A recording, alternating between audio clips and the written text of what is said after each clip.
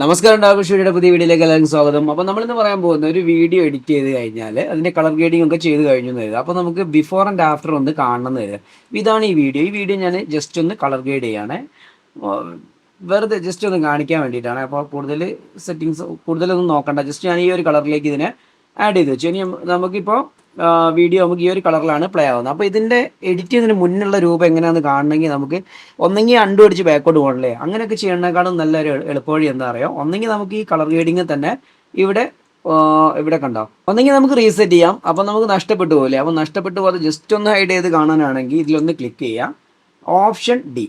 വിൻഡോസിലാകുമ്പോൾ alt D press ചെയ്ത് കഴിഞ്ഞാൽ ഇങ്ങനെ കാണാൻ പറ്റും. ഇനി ഇങ്ങനെയല്ല, നമുക്ക് കണ്ടിന്യൂസ് മൊത്തം ക്ലിപ്പുകളെയും കാണണമെങ്കിൽ ഈ ഒരു നോഡിൻ്റെ അകത്തൊന്നും ചെയ്യാൻ പറ്റില്ല അല്ലേ. അങ്ങനെയുള്ള സമയങ്ങളിൽ നമ്മൾ എന്ത് ചെയ്യുക, ടൈം ലൈനിൽ തിരിച്ചു വരിക. ടൈം ലൈനിൽ വന്ന ശേഷം നമുക്ക് ഇവിടെ ഒരു ഓപ്ഷൻ ഉണ്ടാവും.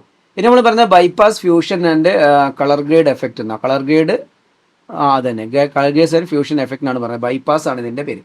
ഇതൊന്ന് ക്ലിക്ക് ചെയ്ത് കഴിഞ്ഞാൽ നമുക്ക് ഇതുവരെ ചെയ്ത ഫ്യൂഷൻ്റെയും അതുപോലെ കളർ ഗ്രേഡിൻ്റെ ഒക്കെ ആ ഒരു എഫക്റ്റുകളൊക്കെ പോയിട്ട് ആദ്യം എങ്ങനെയാണ് ഉണ്ടായിരുന്നത് അതേപോലെ നമുക്ക് കാണാൻ പറ്റും. ആണെങ്കിൽ ഫ്യൂഷൻ്റെ അകത്ത് വേണമെങ്കിൽ നമുക്കൊന്ന് ട്രൈ ചെയ്ത് നോക്കാം. ഫ്യൂഷനിൽ വന്ന ശേഷം ഇനി വേറെ എന്തെങ്കിലും ഒരു എഫക്റ്റ് കൊടുക്കുക, ജസ്റ്റ് കളർ ഗ്രേഡ് ഒന്ന് കൊടുത്തു നോക്കാം അല്ലേ.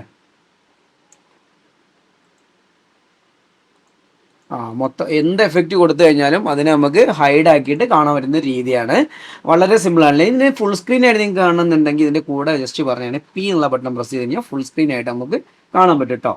അതൊരു ഓപ്ഷനാണ്. ബാക്ക് അടിക്കണമെങ്കിൽ ഒന്നെങ്കിൽ പി എൻ അടിച്ചാൽ മതി, അല്ലെങ്കിൽ ബാക്ക് സ്പേസ് അടിച്ചാൽ മതി. ഇനി അല്ലെങ്കിൽ ഇനി കമാൻഡ് എഫ് കൺട്രോൾ എഫ് ആ ഒരു ഓപ്ഷൻ ഉണ്ടെന്നാണ് എനിക്ക് തോന്നുന്നത്. ഓക്കെ, അപ്പോൾ ഇത്രയും കാര്യങ്ങൾ പറഞ്ഞുകൊണ്ട് നിർത്തുകയാണ്. അടുത്തൊരു വീഡിയോയിൽ കാണുന്നവരെ ബൈ.